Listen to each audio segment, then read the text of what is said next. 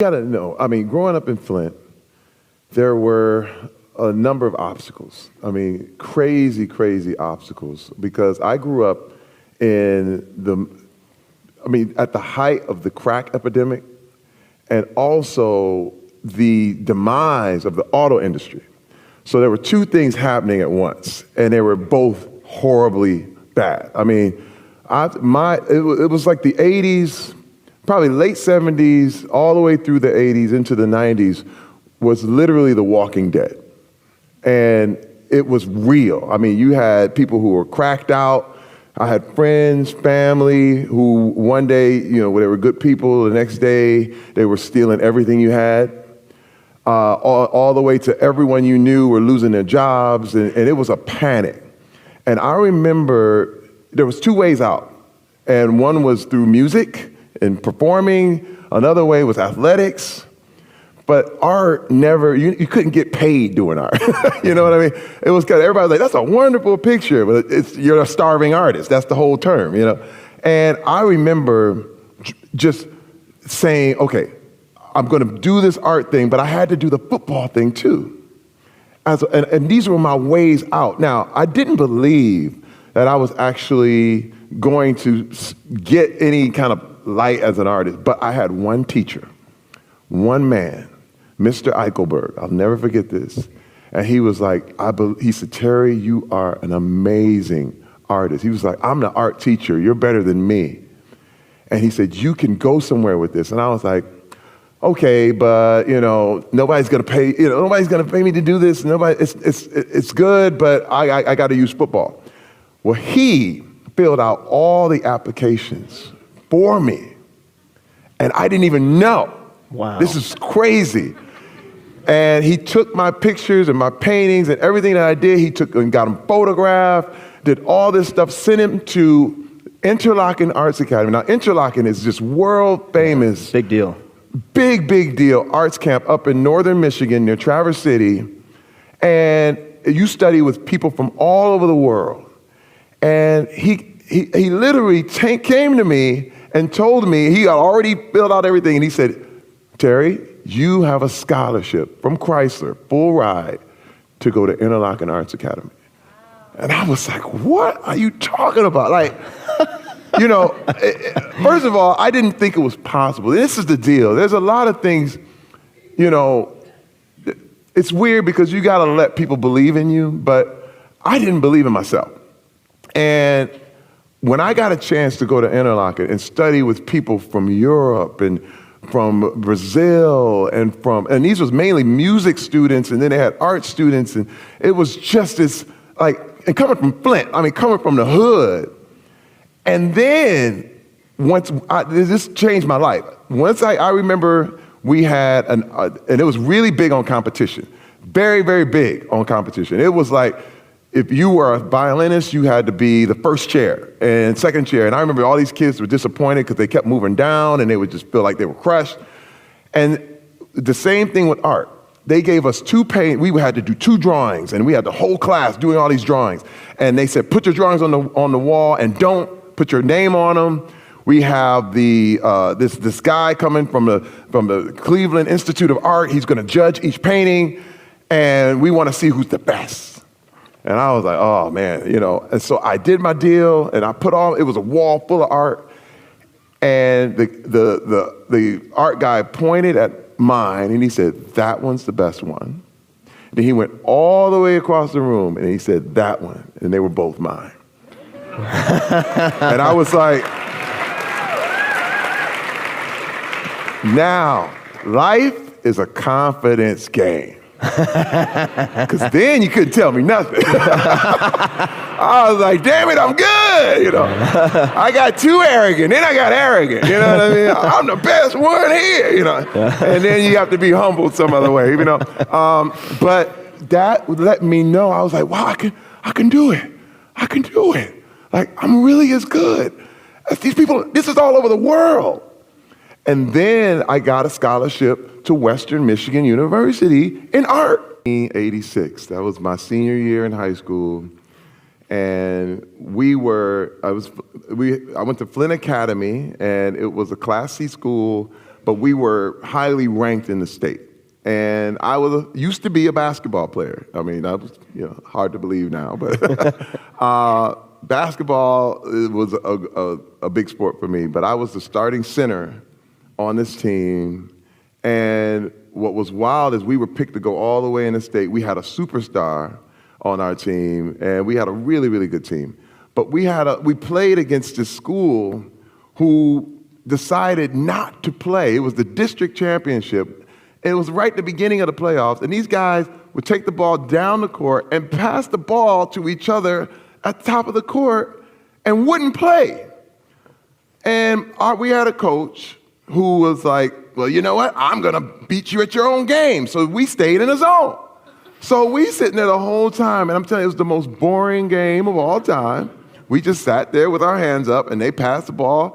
And if anything happened, somebody went and got it, and you scored 2, and it was just a mess. So the score was really, really low, and they were up 47-45, and it was literally under a minute.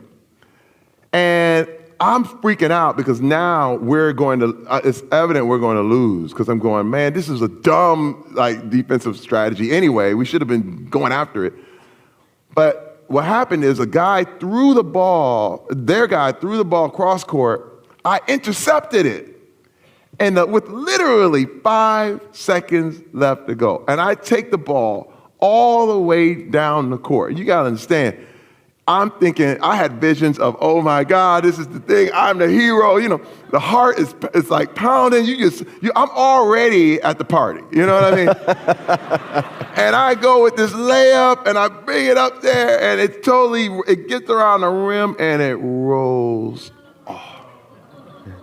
And let me tell you, that place goes nuts, because it was the upset of the year. And I collapse in a heap. And I know my life is over. And you got to understand, and this is another thing. Shame among men. It's like, how could you do that, man? Other players were yelling at me. The coach, I was in the locker room. He was like, you had no business taking that shot. And I stole the ball. It wasn't like we didn't have a shot anyway. But he was like, you have no business taking that shot. You should have passed it. Man, it's your fault. And everybody in the room was like, yep. And I was like, they didn't let me off one. And I remember just going, oh my God. And I went in the paper, the next day was like, Terry Crews had a shot and he missed, And let me tell you, it was the most dark. And I mean, when you're 16 years old, I was beyond crushed. One guy was taunting me. I got in a fight after the school and the whole thing, and I was just like, this is awful. It's horrible. And so it was a couple days went by, and I was in the deepest funk.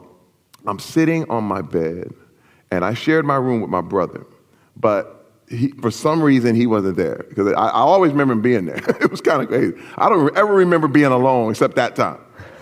And I remember being alone and just thinking about, man, I should have passed it. Maybe I messed up, and what else could I have done? And then another little voice, it said, I took the shot. I took the shot. And I was like, I did. And I kept thinking, it was like, man, look, when you had the chance, when everything was on the line, you took your shot, man. You did that. And all of a sudden I was like, that's right. I took it. And I learned from then on, I said, man, wait a minute. If I win or if I fail, it's going to be on my terms. It's going to be up to me. If I have the opportunity, I have to go for it. And then I felt really good about losing the game. It was weird. Now, this, you can call it reframing. A lot of people have scientific ways or psychological ways to do things, but I learned always to kind of reframe things so that it's to your advantage. You know what I mean? And you look at these things like, wait a minute. You took the shot, man. And this is another thing, because what's so crazy is that no one ever remembers that game. It's one of the least important things in my life, but the lesson I learned is still guiding me today. The fact that go for it, take your shot, take your time. When you get that thing, when you have that opportunity, don't mess it up. My mom passed away about almost 3 years ago. And she always would tell me, she was like, whatever you do, I know you're doing all this football stuff, you're doing all these other things, but never forget, you're an artist, babe. You're an artist. I'm telling you, when I see what I'm doing right now, and I get to do so many things that so many people never got to see. I get to go so many places and do so many things that none of the people who wanted to were able to. I feel like there is a responsibility, but also if I don't do it, everything they've gone through is nothing. So the way I approach things is really, it's kind of for everyone else. I have to try it. I have to go for it. I like to call myself a motivational doer. I hate talking so much. Like, I'm a big talker, as you can tell. But the big thing is, I want to back everything up with action. I want to be an action figure. Like, always back it up with movement. Don't talk about working out. You can do it all day, but do it. And that was the big distinction I've seen, especially growing up in the hood. So many people, man, I'm finna do this, I'm finna. And man, I said, man, well, why haven't you? Why aren't you? And so everything you see me doing, I just said, I'm going, I'm trying, I'm going for it, I don't care, and we'll see what happens. Thank you for watching today's video. This channel is brought to you by hopelify.org to inspire you to become the very best that you are designed to be. Remember, a few simple keys, mastered and consistently applied, are often all we need to excel in each area of life. You can help make this channel even better in 3 simple ways. 1. Subscribe to receive more videos. 2. Leave a comment below to let me know what resonates with you from today's video. Or 3. Suggest a topic for a video that you will like for us to feature on this channel. Visit hopelify.org to post your own inspirational content.